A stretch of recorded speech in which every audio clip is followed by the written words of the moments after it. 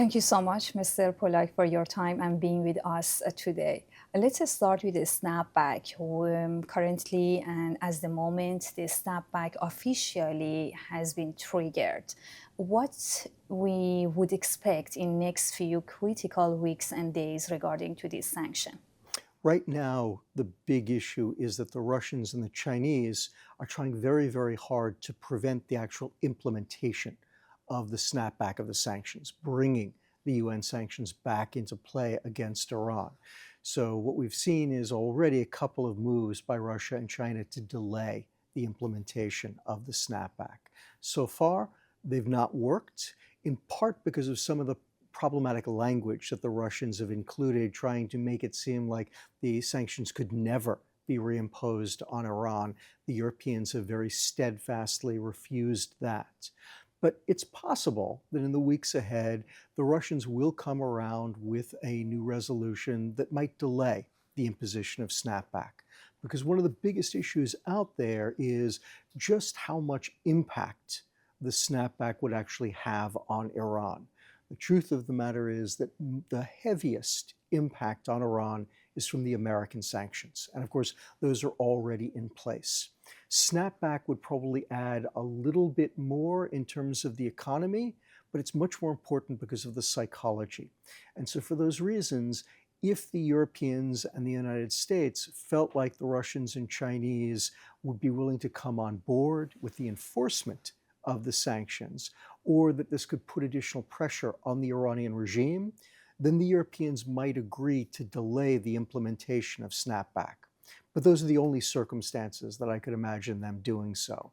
And the Russians and Chinese will have to be willing to do more than so far we've seen them do when it comes to actually commit to participating in the implementation of the sanctions.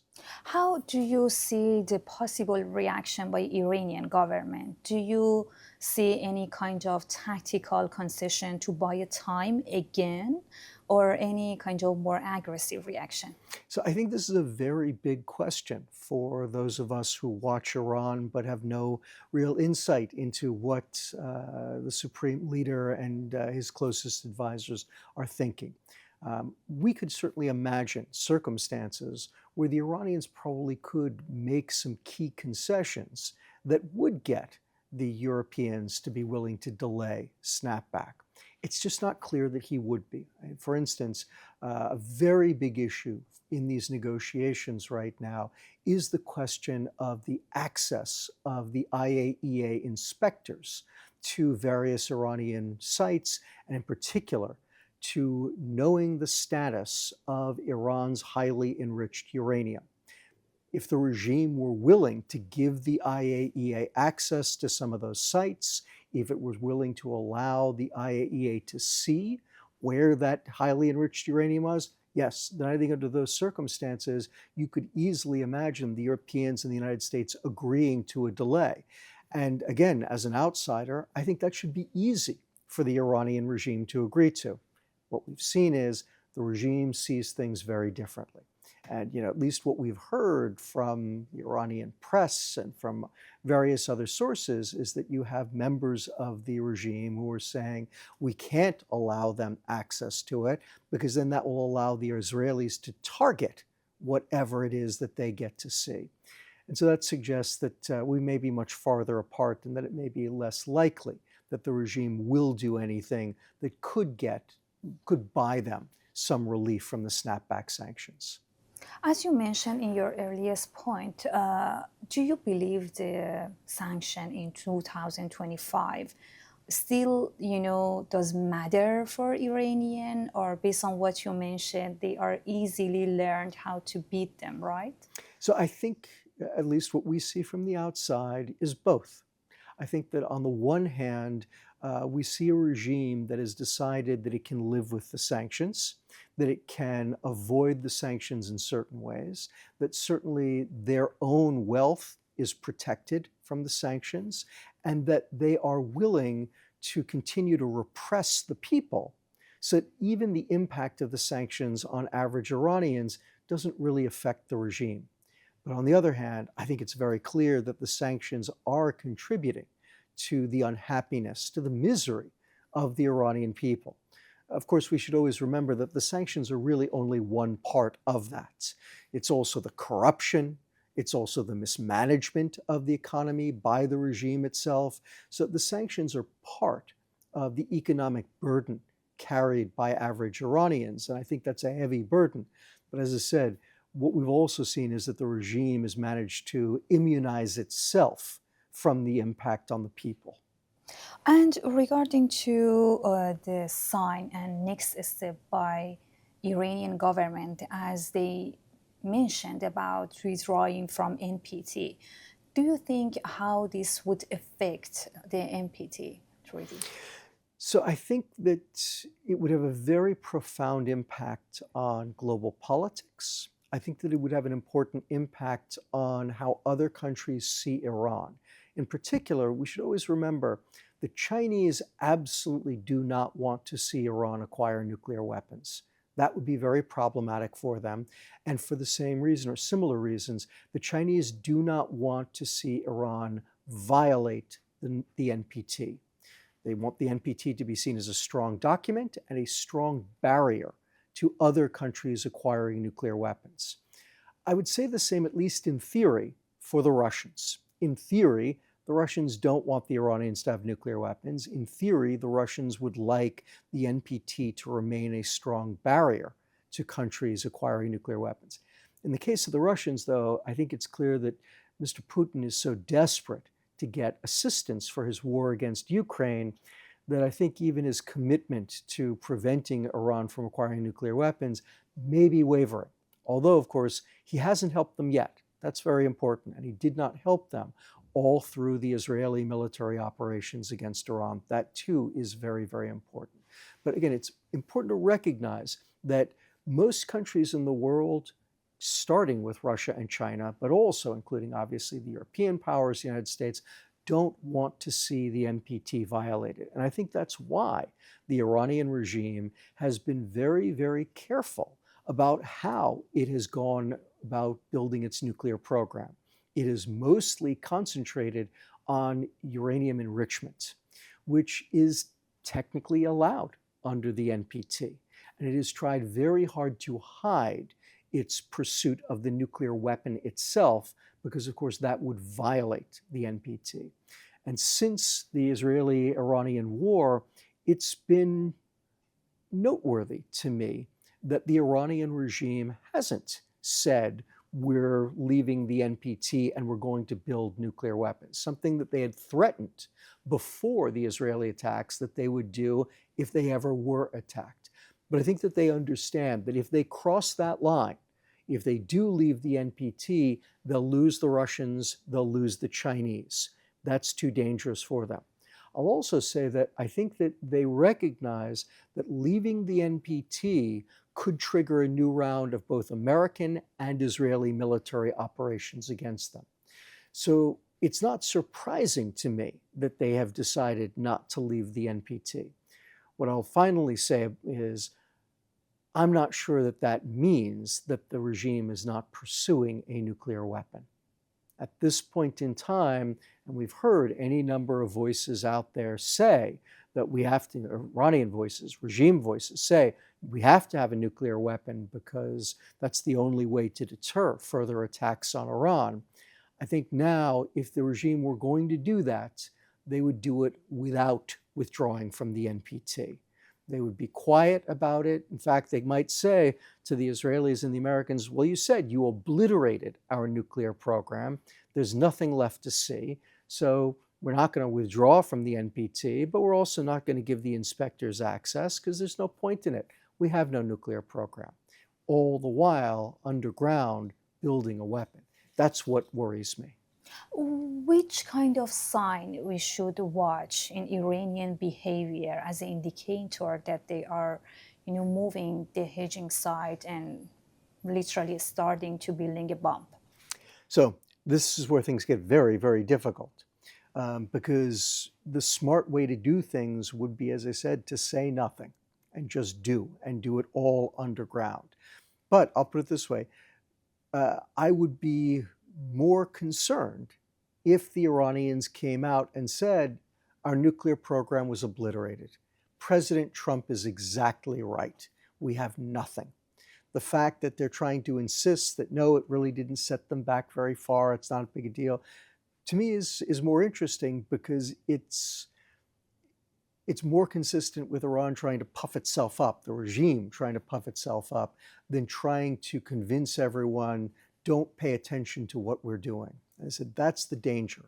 So first point is, I'd be more worried if they were actually saying, our nuclear program is destroyed, don't worry about what we're doing, there's nothing left here. But the biggest problem of all is that if they're going to actually try to build nuclear weapons now, I think that they will do it all very much in secret, very much underground.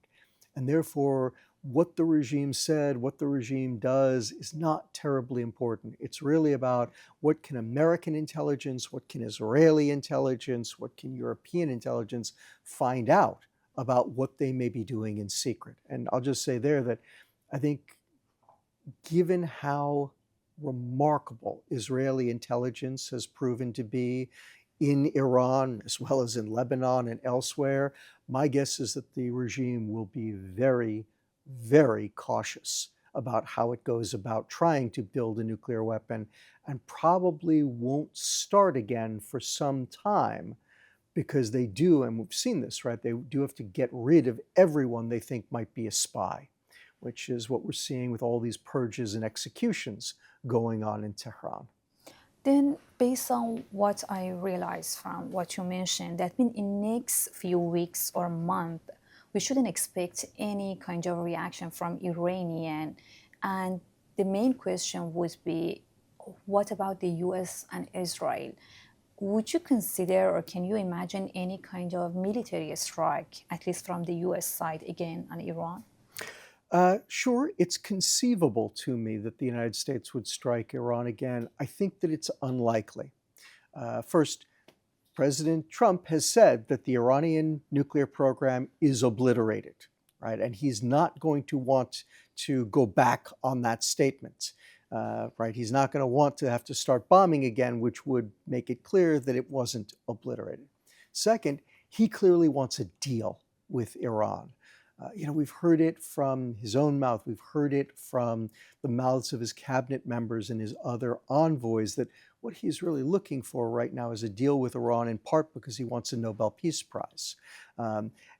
Bombing isn't necessarily going to help that with this Iranian leadership, although again, at some point he might decide that they're not responding to the pressure from the sanctions, so yes, I have to bomb. But even then, there's still a lot more that the United States can do in terms of turning up the pressure on Iran through the sanctions. The truth of the matter is that while the Trump administration has said it is imposing maximum pressure on Iran, it hasn't been. It hasn't been. Absolutely not. The U.S. is doing pretty much nothing to interdict Iranian oil smuggling. It's done very, very little in terms of Iran's ties toward Iraq. Right? These were two of the biggest things that the Trump administration came in saying it was going to end. It's so far done nothing on any of those things. So my guess is that when the administration starts to ratchet up the pressure on Iran again, which I suspect it will soon, I think again it's going to be in the realm of actually enforcing the sanctions.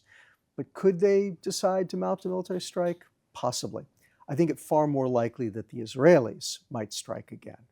How, the maximum pressure in the real meaning, as you are talking about, how that would affect Iranian economy, which already kind of collapsed?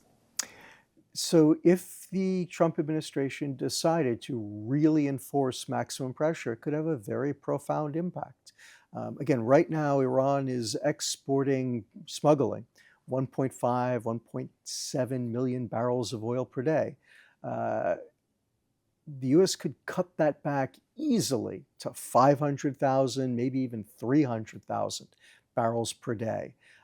That would have a massive impact on the amount of money coming back into Iran.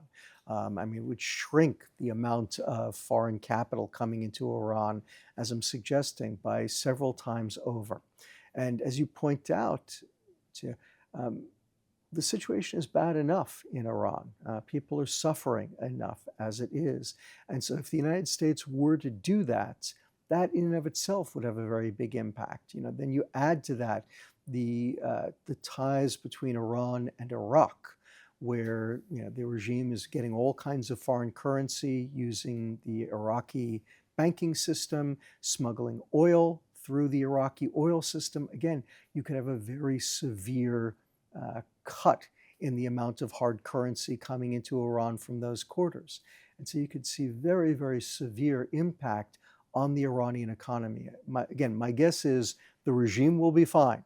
Its leaders have figured out how to immunize themselves from the impact of sanctions. But for the average Iranian, it could be very significant. Uh, in last October, in one of your articles, you have argued that the full scale of war between Iran and Israel is unlikely because both sides are facing a strategic limit. That was the same estimation with every other think tank regarding to those tensions. What do you think that we all underestimate regarding to those tensions and how far it could go? So again, what played out was pretty much exactly what I predicted. And as you point out, not necessarily what other people were afraid of. And the big issue that people are not recognizing is how far apart Iran and Israel are and how limited their militaries are. Again, the Israelis are brilliant at employing their military. They're absolute masters. They may be the best tactical military on the planet. But they don't have a big military. They're a very small country with ultimately a fairly small military. It's big by the size of the country, but it's not massive. And they don't have many systems that can attack things as far away as Iran. Again, for their size, for the size of their economy, they punch way above their weight. But this is about as much as they can do to Iran. They can blow up all kinds of targets, and they do it with precision, and they're very clever about what they destroy. But they can't destroy Iranian cities unless they use nuclear weapons, and I think it highly unlikely that they would do that unless the state were on the verge of destruction. But just using the conventional weapons, they can't destroy Iranian cities. They just can't. They just don't have enough firepower. And on the Iranian side, they're not bad by any stretch of the imagination, but they're not as good as the Israelis. And their capabilities are actually even more limited than Israel's. They have missiles. They're not as good as Israel's missiles. Their air force isn't anywhere near as good as Israel's. And so as a result, the amount of damage that each one can do to each other is actually quite limited. And that's why what I predicted was pretty much exactly what we saw. And if there's another round of fighting, and I think unfortunately there's a pretty good likelihood we will see more fighting in the future, again, I suspect it to be similar to this. The Israelis will do some very painful things, but they will be directed, they will be focused. And the regime, the Iranian regime, will fight back as best it can, but they too will be very limited in the amount of damage that they can do, especially when you take into account how good Israel's defenses are. And in one of your article, the Tehran's turbulent year, you emphasize regime learning and adoption. Right. My question is currently, where do you see the decision-making power inside Iran is concentrate more? In the Khamenei's office, in the IRGC, or the national security team? Sure. As best I can tell from the outside, I do believe that the supreme leader remains the ultimate authority.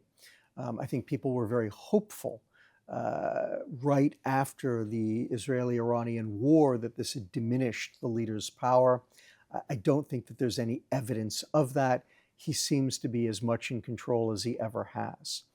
I think that the Sepah has definitely grown in power over the decades, right? And we've seen that over the course of time, that they're exerting more and more of a role. I think that there are some personalities within the leader's national security team who, from time to time, have been able to exert some authority because the leader goes to them, right? And we're seeing that again, someone like Ali Larijani, who, he's always been an important figure in the regime. But once again, he seems like he has a little bit more authority. My guess is, my sense is, that that's because the leader wants to rely on him a little bit more, perhaps to counterbalance the guard. That's how I see things right now. What I'll simply say, Marti, is, I've been watching Iran for 37 years. And one of the things that I've learned is that the way that we see things from the outside, trying to peer into this regime, we often find out later on weren't really what was going on at all. And it's made me very, very humble in trying to predict where things are. And last point I'll make on this, what I've always seen with the leader, with Khamenei, is he's always trying to play everyone against each other, trying to balance everyone. So if at some moment the Sepah is getting a little bit too powerful, he'll raise up someone else, right? If he feels like the Sepah is giving him bad advice, again, he'll raise up someone else. But he never pushes the Sepah aside, right? They're always there. And a few months later, they may come back into office. So even though, again, we're seeing, as figures like Larijani exert some more influence, I wouldn't necessarily see that as meaning that the Sepah is on its way out. I would never predict that. I think only a fool would do so. Talking about partnership between Iran, Moscow, and Beijing, as you mentioned, they didn't shield Iran in Right. last war. How do you see and where do you see the cracks between those partnerships? Yeah, so I think this is a very interesting question. And it's a very interesting question for the Iranian leadership. Before the 12-day war, before the Iranian-Israeli war, they were really crowing about this new alliance between Russia, China, Iran, maybe Venezuela, maybe North Korea, and that this was a meaningful alliance and was going to allow them to fight back against the United States and our allies. And I think that the Israeli-American attacks on Iran have really shown the regime how fragile that alliance actually is, because it has illustrated these cracks. First, the Chinese don't want Iran to have a nuclear weapon. They absolutely do not. Second, the Chinese are interested in trade with the Middle East. They're not interested in war that destabilizes the region. They want oil to flow from the region as much as it possibly can. And the truth is, they want oil and trade with every country in the region. And so the Chinese have some use for Iran. Iran will buy their weapons. They like that. Iran will do other things. Iran will sell them oil at a reduced rate. The Chinese really like that. But at the end of the day, the relationship with China is fairly transactional. And again, the Chinese don't like the fact that the Iranians are willing to do things that would either potentially threaten China's nuclear monopoly or the monopoly of those existing powers and destabilize the region, which would be bad for China's trade. So that has proven to be a limitation. And let's also add the fact that, again, China doesn't have a very powerful military just yet. Certainly, they can't project power into the Persian Gulf, which the Iranians would need. China can't match America's power in the region. And that makes China less useful to Iran. And it also means China is never going to take on the Americans, right? It's not in their interest to do so. For the Russians, again, it's a little bit different because right now what we've seen with Putin is he really needs Iran for help in the Ukraine war. But that too has its limits.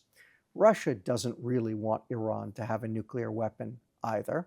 And beyond that, Russia wants to be able to use Iran against the United States. Now, again, they share an enmity of the United States, but Mr. Putin has a very different relationship with Mr. Trump than Ayatollah Khamenei has with Mr. Trump, right? And so Putin thinks about, how do I use Iran to get what I want from the Americans for Russia. Whereas Khamenei is looking at it as, no, no, we're in it together against America. That's clearly not how Putin sees it.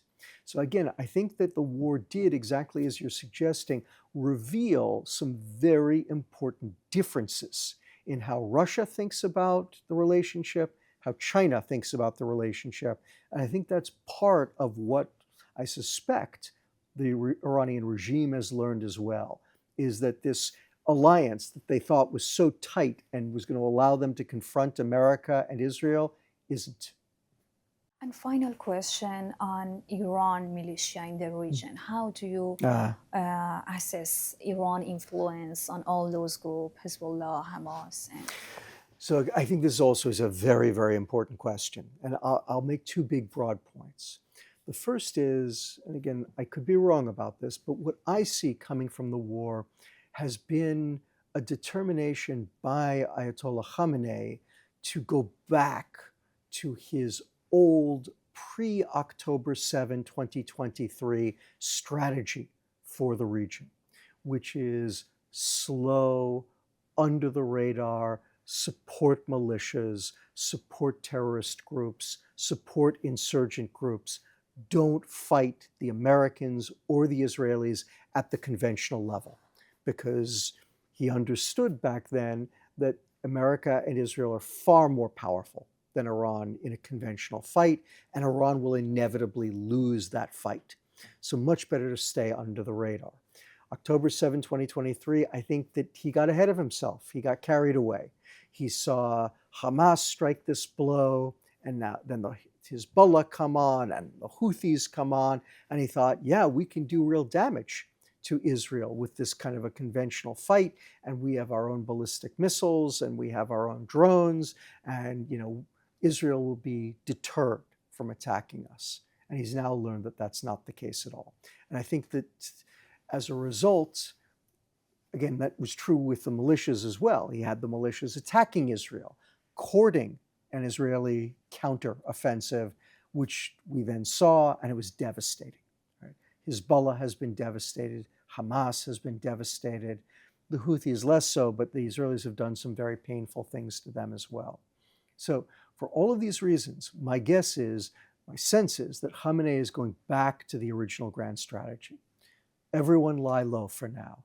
Let's let the Americans and the Israelis get these conventional attacks out of their system, and then when everything's died down, we'll start to rebuild the militias.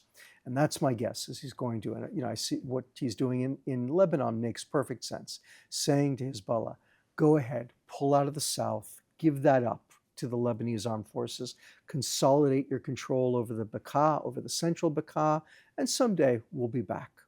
Right?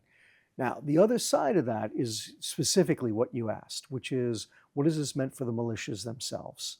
And I think that it's true that all of the militias now have a sense that A, they're weaker with regard to Israel than they may have believed, and second, that they can count on less help from Iran than they may have believed.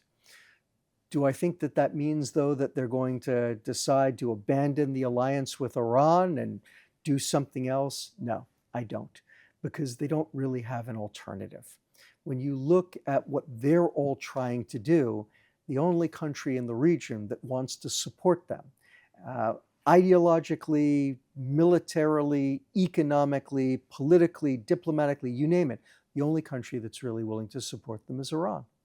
And so as long as they're trying to do, and here again, it's both ideology and just old-fashioned power politics. Right? Yes, Hezbollah believes in its ideology. Yes, it believes in the Iranian Revolution. But at the end of the day, it is also about controlling Lebanon. Right? And which one is more important? Who knows? I don't think that Hassan Nasrallah would ever have chosen between the two of them. But when you think about those two things, Hezbollah's ideology and what it wants to do in Lebanon, there's only one country out there that's willing to support them on both of those things, and that's Iran. And so again, I think that the relationship will persist, but I think that the Iranians and Hezbollah and all the other militias are going to go back to that older strategy of subversion, insurgency, civil war.